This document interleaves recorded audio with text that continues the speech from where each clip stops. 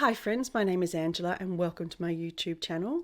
I am going to do a tag video today. This is the end of the year book tag, something along those lines. And I did do it last year. I find it really rewarding as the person doing it, but I always find these interesting tag videos as a viewer because you get a completely random selection of books. There's usually no common thread between them other than the fact that we're getting to the end of the year and these are the books that are kind of on my mind. So you will hopefully find something in here that maybe piques your interest. I've actually just at the end of October, I have met my book goal, the number of books that I wanted to read for 2025. I have met that, which was 60 books, but I am shy of how many pages I wanted to read. So I still have some room for improvement. And that was my goal this year, was to really increase the consistency of my reading, because in the past it might be that I would read regularly over the weekend and then it would come to the week and I wouldn't read anything until the following Friday. And I really want to make it a daily practice. So I still have my pages goal that I want to try and reach for the end of the year. So buckle in and get ready for some really, hopefully, some good book recommendations. So first of all, are there any books that I have started this year that I want to finish before the end of the year? And I have to admit I have quite a few books paused at the moment, and there's a number of reasons for it, but there are a few that I would, if I finished these before the end of 2025, I would be very happy. The first one is Wolf Hall by Hilary Mantel. I started reading this, it might have been at the start of my autumn. I was getting into the rhythm of it, but then other books took my attention away from it. But I would like to finish that before the end of the year. Another book I would like to finish is Jane Austen's Emma. A friend of mine, we started a buddy read I think it was actually in September at the start of spring here in Australia. And we just ended up getting distracted by other things and other books. And so we decided to pause it and pick it up again in November. So we've gotten to the end of this month to read it. And I think that end goal will be helpful for both of us. And the fact that we're buddy reading it will be helpful. And if I'm being very ambitious, I would like to finish the Iliad, which I started, I don't know how many months ago I started that book, but it got to a point where I wasn't really enjoying the book. It started to feel a bit studious, like I was doing something for school. I think I want to finish it just to finish it. So that would be nice if I could get that done by the end of the year. And I think it is achievable if I was to set aside specific time every day to read a few pages or to get through a few of the books. So the next question is, are there any transitional books to see me through into autumn or out of autumn? But I'm in spring at the moment in Australia. So I'm going to flip this on the head a little bit, and I'm going to focus on transitional books that are coming into summer and also into a bit of a holiday period. That Christmas, New Year period is a time where most people have off work. I've got a couple of weeks off work over that period. So it is a time where I'll be able to read more, and it's, reading by the pool. Also books that really feed my mind because of that New Year period, and you're looking at writing goals for the new year. So it's a little bit different of what the books I am looking at to transition me into there. Firstly, I always love to read a great memoir over summer, and the one I have this year is Gwyneth by Amy Odell, and I have been holding on to this one as I think it will be a great summer read. She wrote a biography on Anna Wintour recently, or prior to this, I think, and it's one of those, these are these unauthorized biographies where the subject themselves doesn't do an interview, but they authorize other people to do interviews. So I'm looking forward to reading this. I think it's going to have a lot of great pop culture moments in here, and also maybe a little bit about Gwyneth Paltrow's shift into the wellness space, and I think it will be interesting. A summer read, or a book that is going to transition me out of spring into summer this year, is The Shell Seekers from Rosamunde Pilcher. I've never read it before. I don't think I've actually read a Rosamunde Pilcher book at all. This is peak summer from what I understand, and I think this will be a great poolside read. I did get this book secondhand and I really love the cover of it. So that is another book that is going to transition me through out of spring into summer. I think a few other types of books that would also do this would be maybe some essays, some nonfiction, maybe On Photography by Susan Sontag, or I've got a couple of books from Joan Didion that I would like to get to. Those sort of books where you can pick up and read an essay and have a think about it and really mull over it. I think that would be really good. And I do love to learn some stuff over the New Year period. So I think I'm going to probably pick up a big fat book on something historical. And at the moment, I think I'm looking at Queen James by Gareth Russell. And this is about King James V and King James I simultaneously. He was the first king of Great Britain. He was the monarch after Queen Elizabeth I. I have read a couple of Russell's books before. One of them was The Palace, which is all about Hampton Court. And another one was called Young, Damned and Fair. And it was about Cathryn Howard, one of the wives of King Henry VIII. And I really like the way he creates a narrative and gives you history while also creating almost a bit of a plot that runs through. So King James he sounds like he was quite an interesting historical character. So I think that would be another one I'd like to really get my teeth into. Are there any new releases I'm waiting for the rest of 2025? To be honest, most of the books that are on my radar as new releases are actually coming out in the first quarter of 2026 in Australia. They are probably already out in the UK or the US. Something like Jesus Christ Kinski from Benjamin Myers doesn't come out until March here in Australia, which is hard to swallow. But I do have a few that are just released, or like Queen James just came out this year. Another one that I have bought that came out just recently is called The Honeyeater by Kathleen Jennings. And this is an Australian author. It's set in an Australian town. A richly imagined dark fantasy that pulses with the beautiful destruction of a town reclaimed by the natural world. It sounds very interesting. I was hoping to pick it up for probably October, and I'm not ashamed to admit it was because of the cover. There are actually two other books that I think have been released, but I have not seen them yet on a bookshelf in a store myself. One of them is Ruth, and I can't recall the name of the author, but this sounds like a very interesting, quiet book. I believe it is about a woman named Ruth who is in a isolated Christian community, and I'm not sure if this is her coming of age and it's her internalizing all the things that she's going through and in this community, but it sounds very interesting. The reviews I've read have been quite polarizing. People love it or they hate it, and I think it is partly because of the story, but also because of the way the book is written. Another is a book called The Favourite, which I think when I picked up Blue Sisters by Coco Mellors, I think I was kind of hoping for what The Favourite actually sounds like. And I believe it's about three sisters and maybe a parent lets slip about which is their favourite child, and that is kind of the catalyst for the rest of the plot of the story and what things happen from there.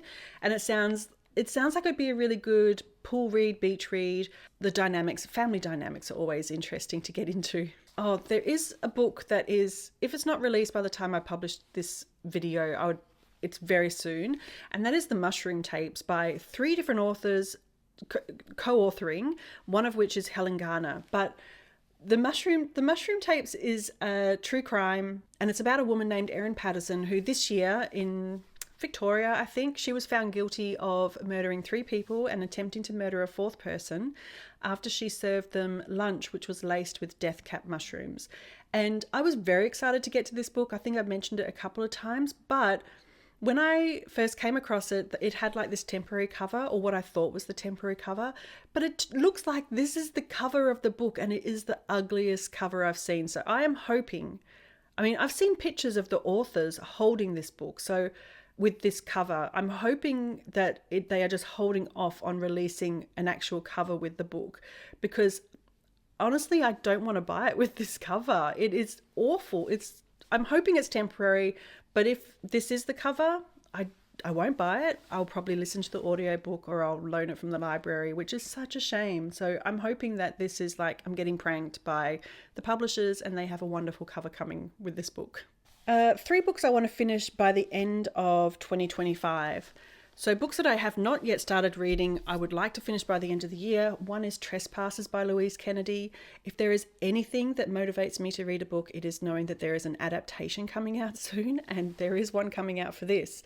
So I would love to read this. It is set in Ireland. I think it's in the 70s, and I do love Irish writers, so this is one I would like to finish before the end of the year.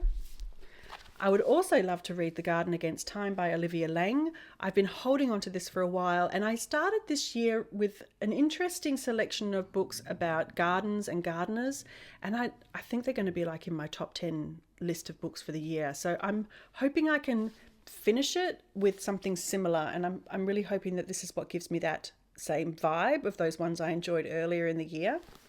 And I think I would really like to finish, or I'd like to read In Cold Blood by Truman Capote. I did start reading it. It was the first of its kind at the time when it was published, and it was this new kind of journalism that hadn't been done before. And it's about a true crime that Truman Capote came across, and he seemed to get unprecedented access to, if not both of the people that were found guilty, at least one of the people found guilty for these murders. And these were murders that were committed in the 50s, 1959. It says, Capote's account, told in chapters that alternate between the Clutter household, who were the people that were killed, and the approach of Smith and Hickok in their black Chevrolet, who were found guilty of murder, then between the investigation of the case and the killer's flight, Capote's account is so detailed that the reader comes to feel almost like a participant in the events. So I'm really looking forward to reading it. It's an author that I want to read more of, is Truman Capote. I think it is culturally relevant, and definitely because I am such a big fan of the golden age of Hollywood and all that. So that's something I think I would like to finish that before the end of the year. And then, it's been on my shelf forever, and I don't know, The Women by Kristin Hannah. I would love to finish that before the end of this year, not only because it has been haunting me from my shelves, but because I know it's going to be a 5-star read. So I would love to get to that book before the end of 2025. What are some books that could be a favourite for 2025 that I'm still to read? Well, I think any one of these, most definitely Trespasses, Garden Against Time, and probably The Women. I do think that the two I currently am reading they're contenders. A Poisoner's Tale by Cathryn Kemp, which is historical fiction being done at its finest. It is so, so good. It is set in the 1600s in Italy, and it is magnificent. I am really enjoying it. It is such a great book to just pick up and dive into, and you're immediately transported there. I'm enjoying it so much. And it has had this incredible twist of narration has happened about halfway through, where there is a second narration, and I did not expect it to be the person that it is, and I'm really enjoying that one. And also Bitter Honey from Caryl Lewis is one that I haven't really picked up a whole lot since I've returned from my travels, and I think it's because I really want to be respectful of my time with this book, because I love Caryl Lewis so much as an author. It is really beautiful. It is not a book that I would take commuting with me, because I feel like I need to have a quietness around me. I don't want to be distracted by people or getting called for my appointment. So this is potentially a book that could be in my top books of 2025. Do I have reading plans for 2026? Of course I do. Of course I do. So I think my reading plans are going to kind of be guided by the fact that I recently sat down and worked out how many more books I could read in my lifetime. And it's an interesting exercise that I encourage you to do, because it might also have the same result as what I have felt. So if I'm generous and I say I've got another 47, 50 years ahead of me, being very generous, I currently read about 60 books a year, then I'm looking at maybe 2,500 books that I could read in the rest of my lifetime. And that is really quite confronting, because there's just millions of books out there, and that's not even including the books still to come in the next 50 years. So I think for that reason, I think I'm going to be a little more deliberate with my reading. I think I want to read to have the books serve me, whether it's learning about something or just pure entertainment. I think I want to be more deliberate with that. Definitely DNF books that I'm not enjoying for whatever reason, no matter what the book is. I think I just need to be okay with just being like, done. I'm done with that. And if I come back in 10 years time and try it again, so be it. But I think I need to be okay with that.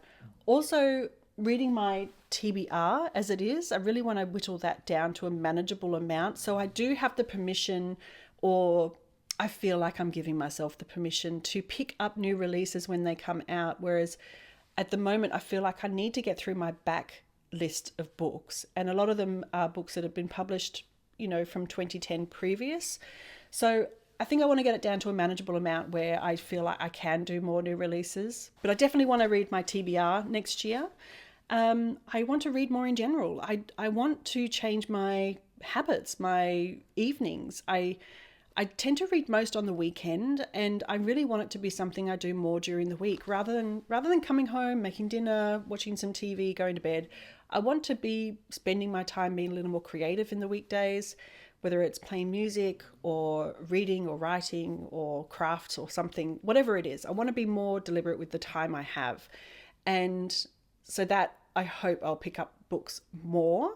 And I definitely still feel guided by the concept I think I shared in my first video for 2025, which was where I shared the Bookish Ins and Outs, where I talked about how I want to look at the books that I'm reading and see how they help me to become a well-read person.